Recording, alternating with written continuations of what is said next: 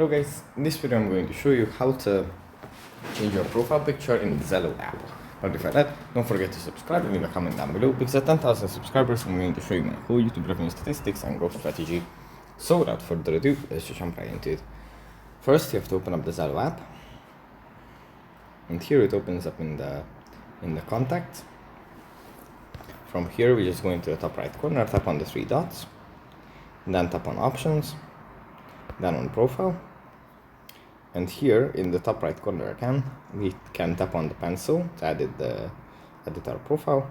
Then here we find the little camera icon, just tap on this, and here we have two options. Either we can take a picture right now, or we can take a picture select a picture from the gallery and have it as our profile picture.